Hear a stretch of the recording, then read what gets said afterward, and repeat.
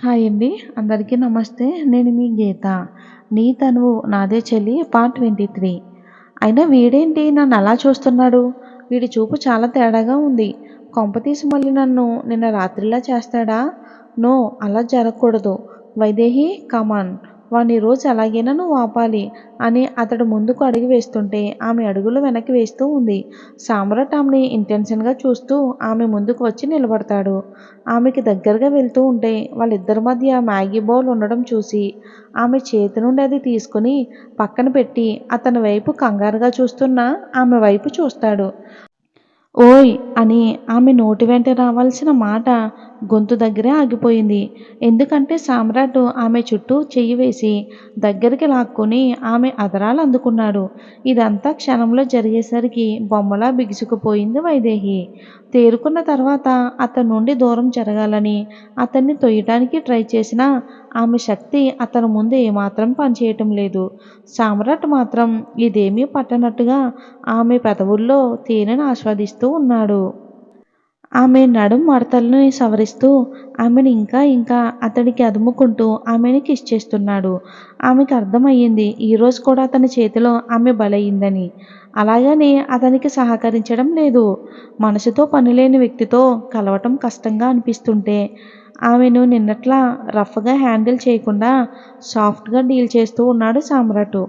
అతని పట్టులో ఏదో తేడా తెలుస్తున్నా అతను ఆమెను బలవంతంగా లొంగదీసుకునే పనిలో ఉన్నాడు కాబట్టి ఆమె అదేమీ పట్టించుకోవట్లేదు. ఆమెకి ఊపిరి ఆడడం లేదు అన్న సమయంలో ఆమె పెదవుల మీద చిన్నగా కొరుకుతూ వదిలాడు. అతను వదలగానే భారంగా ఊపిరి తీసుకుంటూ ఉంది వైదేహి. తను అలా భారంగా ఊపిరి తీసుకుంటే ఆమె ఎద దగ్గర కలిగే అలజడి అతనికి తెలుస్తుంటే అతని శరీరం కూడా అలజడికి లోనై ఏదో కావాలని మొరపెడుతూ ఉంది.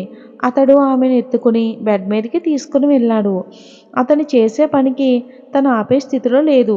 ఎందుకంటే తన్ని ఆపితే అంతకంతకు రెచ్చిపోతాడని తెలుసు కాబట్టి. ఆమె మెడ వంపుల్లో పెదాలతో రాస్తూ భుజం మీద నుండి బయట తీస్తూ అక్కడ చిన్నగా అతని సంతకాలు పెడుతున్నాడు. ఆమె అణువణువు ముద్దులతో ముంచెత్తి ఆమెకి అతనికి మధ్యలో ఉన్న బంధనాలు అన్నీ నేలకి జార్చి ఆమెను మళ్ళీ మళ్ళీ సొంతం చేసుకుంటున్నాడు సామ్రాట్. అతనికి సొంతం అవటం ఆమెకి నరకప్రాయంగా అనిపిస్తుంది. ఆమె కళ్ళల్లో నుండి నీళ్లు వచ్చినా సరే పట్టించుకునే స్థితిలో లేడు అతను. కేవలం ఇప్పుడు అతనికి కావలసింది ఆమె నుండి కలిగే రిలాక్స్. ఆమెతో ప్రణయయుద్ధం చేసి ఆమె గుండెల మీద పడుకుని సేద తీరుతున్నాడు సామ్రాట్. వైదేహి కూడా అలసటగా ఉండడంతో నిద్రలోకి జారుకుంది. మరుసటి రోజు ఉదయం వైదేహి లేచేసరికి తను సామ్రాట్ చేతుల్లో గువ్వపిట్టెలా ఒదిగిపోయి పడుకుని ఉండడం చూసి అతనికి దూరం జరగాలని చూసిన సామ్రాట్ ఆమెను ఎంతకీ కూడా దూరం జరగనివ్వటం లేదు. ఇక చిరాకుగా అనిపించినా అలానే అతడు లేచే వరకు ఉంది. గంట తర్వాత సామ్రాట్కి మెలకువ వచ్చి లేచేసరికి వైదేహి అతను ఎప్పుడు లేస్తాడా అని అతన్ని చూస్తూ ఉండడం చూసి చిరు మందహాసంతో తన పెదవులపై ముద్దు పెట్టి ఆమె నుండి దూరం జరిగి ఫ్రెష్ అవ్వడానికి వెళ్తాడు. అతడు వెళ్ళి వచ్చిన తర్వాత ఆమె కూడా రెడీ అవ్వాలని అనుకుని బెడ్షీట్ చుట్టుకుని కూర్చుంది. సామ్రాట్ రెడీ అయ్యి వచ్చి ఆమె వైపు చూడకుండా నీకేం కావాలన్నా రంగమ్మ పైకే తెస్తుంది. నువ్వు కిందకి వెళ్ళాల్సిన అవసరం లేదని చెప్పి అతను ఆఫీస్కి వెళ్ళిపోతాడు. ఛ, వీడి ఎదవే యాటిట్యూడు. ఇక నేనేం చెయ్యాలో కూడా వీడే చెప్తాడా? ఇక మరి మేమెందుకున్నట్టు అని మనసులో తిట్టుకుని చిరాగ్గా అనిపిస్తుంటే ఆమె కూడా ఫ్రెష్ అవ్వడానికి వెళ్తుంది. ఆమెకు ఆమె ఒళ్ళంతా కూడా చిరాకుగా అనిపిస్తున్నా ఇంకేమీ చేయలేక మామూలుగా స్నానం చేసి బయటకు వచ్చింది. ఇంకిటు ఏసీపీ ధృవ అతని కంట్రోల్లో ఉన్న అన్ని ఏరియాస్లో క్రిమినల్స్ని అతని కంట్రోల్లోకి తెచ్చుకుంటూ క్రిమినల్స్కి ఎముళ్ళ తయారయ్యాడు. అక్కడ ఉన్న అందరికీ కూడా అతనంటే ఒక రకమైన రెస్పెక్ట్ పెరిగింది. అలా అతను అఫీషియల్గా అన్అఫీషియల్గా చాలా ఎన్కౌంటర్లు చేసి కొత్త కేసు ఫైల్ చూస్తూ ఉన్నాడు. అలా అతను ఏదో కేసు గురించి చూస్తూ ఉండగా సామ్రాట్ చేస్తున్న స్మగ్లింగ్ గురించి కూడా అందులో ఇన్ఫర్మేషన్ ఉండడంతో వచ్చినప్పటి నుండి కూడా అతని గురించి నేను వింటూ ఉన్నాను అని కోపంగా అతను ఒకసారి చూడాలని ఉంది అని అంటాడు ఇటు ధృవ. ఇక సామ్రాట్ తన అడ్డాకి వెళ్ళిపోయిన తర్వాత ప్రశాంతంగా ఫ్రెష్ అయ్యి మంచం మీద కూర్చుంది వైదేహి. తనకి తలంతా భారంగా అనిపిస్తుంది కానీ నిన్న ఉన్నంత నొప్పిగా మాత్రం లేదు తనకి. నిన్నటి నొప్పే తప్ప కొత్త నొప్పి ఏమీ అనిపించడం లేదు. కానీ సాయంత్రం తిన్న ఆ కొంచెం మ్యాగీ తప్ప ఇంకేమీ తినకపోవడంతో విపరీతంగా ఆకలిగా ఉంది తనకి. కానీ సామ్రాట్ తన్ని కిందకి వెళ్ళకూడదు అని స్ట్రిక్ట్‌గా వార్నింగ్ ఇవ్వటంతో మళ్ళీ కిందకి వెళ్తే ఏం చేస్తాడో అని భయపడి కిందకి వెళ్ళకుండా అక్కడే కూర్చుని ఉంది. కానీ తనకి మాత్రం విపరీతమైన ఆకలి దంచేస్తుంది. ఇటు కింద మంగమ్మ ప్లేట్‌లో ఇడ్లీలు పెట్టుకుని పైకి తీసుకొస్తూ ఉంది. అలా వెళ్తున్న మంగమ్మని చూస్తూ, "ఏయ్ మంగమ్మ, ఎవరికి భోజనం తీసుకెళ్తున్నావు?" ప్రియంవద అడిగిన దానికి మంగమ్మ కొద్దిగా జంకుతూనే ఆమెను చూస్తూ, "ఇది అమ్మగారు, ఇది వైదేహి అమ్మగారికండి. బాబుగారు మాతో నిన్న అమ్మగారికి అన్ని వేళలా భోజనం పైకే తీసుకెళ్ళమన్నారు. అందుకే తీసుకుని వెళ్తున్నాను." ఆ మాటకి ప్రియంవదకి ఒళ్ళు మండిపోతూ ఉంది. "ఏమీ అవసరం లేదు. దానికి ఆకలేస్తే అదే తింటుంది. నువ్వేమీ ఆవిడ గారి కోసం భోజనం తీసుకెళ్లాల్సిన అవసరం లేదు." ఆ మాటకి మంగమ్మ భయపడుతూ, "అది కాదమ్మా, ఎట్టి పరిస్థితిలో అన్ని వేళలా భోజనం వైదేహి అమ్మగారికి దగ్గర నుండి తీసుకువెళ్ళమని చెప్పారు. ఎవరు చెప్పినా ఏం చెప్పినా ఇది జరగాలని. లేదంటే తీసుకెళ్ళలేనందుకు నన్ను, తీసుకెళ్ళొద్దు అని చెప్పినందుకు మిమ్మల్ని కూడా చంపేస్తారమ్మా. ఈ ఒక్కసారికి మాత్రం నన్ను క్షమించండమ్మా. మీ మాట అయితే నేను వినలేను" అని భోజనం తీసుకుని పైకి వెళ్తుంది. ఆ మాట విన్న ప్రియంవద అసహనంగా పళ్ళు కొరుకుతూ, ఛ! వీడిప్పుడు దీన్ని కనీసం కిందకు కూడా రానివ్వటం లేదు. ఇదేదో పెద్ద మహారాణిలాగా. పైనే ఉంటే దీనికి దగ్గరికి నౌకళ్ళు చక్కర్లు కొడుతూ అన్నీ అందిస్తూ ఉండాలా అని తిట్టుకుంటూ అక్కడి నుండి వెళ్ళిపోయింది. తన బాధ అంతా కూడా ఆ ఇంట్లో కనీసం ఒక్కరి మీద కూడా పెత్తనం చలాయించలేకపోతుందనే. సామ్రాట్ తండ్రి బతుకున్నప్పుడు కొద్దో గొప్ప నడిచిన తన మాట ఆయన చనిపోయిన తర్వాత పూర్తిగా సామ్రాట్ వల్ల కోల్పోవటం, అప్పటి నుండి తనకి ఇలానే అసహనంగా ఉంది. దానికి తోడు వీళ్ళ ఆస్తి అంతా కూడా తన భర్త సామ్రాట్ పేరు మీదనే రాశాడు. కనీసం ఒక్క రూపాయి కూడా తనకి కానీ తన కూతురికి కానీ వదలకపోవటంతో ఇప్పుడు వీళ్ళ ప్రతి చిన్న అవసరానికి సామ్రాట్ మీదే ఆధారపడవలసిన అవసరం వచ్చింది. అందుకే ఎలాగైనా మళ్ళీ ఈ ఇంట్లో అధికారం, ప్రాపర్టీలో భాగం పొందడం కోసమే ఇలాంటి చిల్లరెత్తులన్నీ వేస్తుంది ప్రియంవద.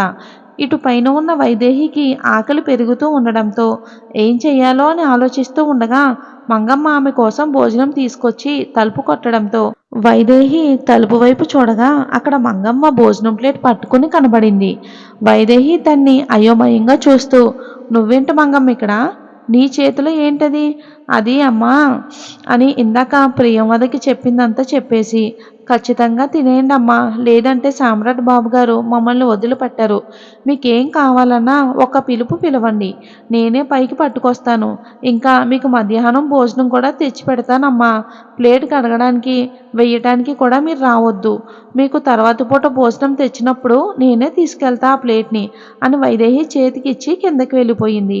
ఆమె వెళ్ళగానే ఆ టిఫిన్ ప్లేట్ వంకే చూస్తూ ఉంది.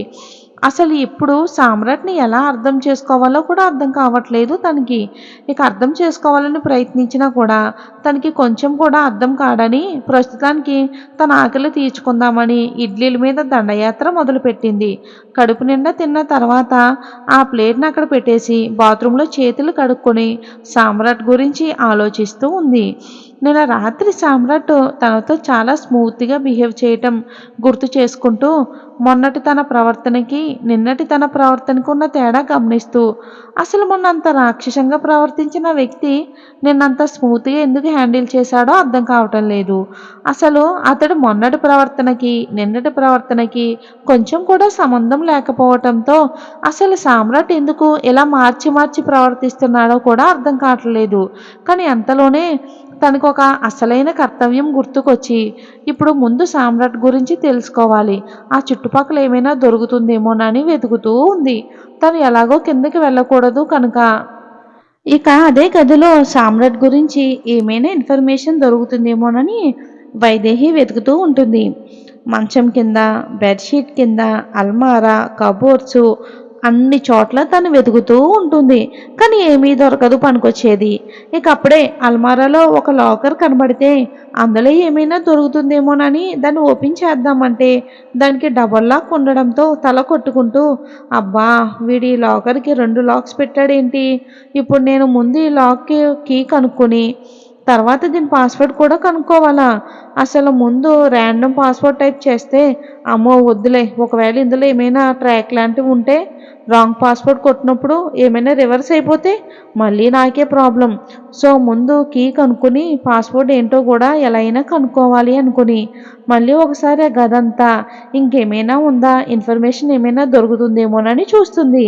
కానీ ఏమీ దొరకకపోవటంతో ఇంకేమీ చేయలేక మంచం మీద కూర్చుంటే అప్పటికే లంచ్ టైం అవటంతో మంగమ్మ లంచ్ తెచ్చింది. ఈలోపు వైదేహి తినేసి మళ్ళీ నిద్రొస్తుందని అలానే పడుకుని పోయింది. మరి వచ్చే భాగంలో ఏం జరిగిందో తెలుసుకుందాం. స్టోరీ నచ్చితే లైక్ చేసి ఛానల్‌ని సపోర్ట్ చేయండి. Thanks for watching.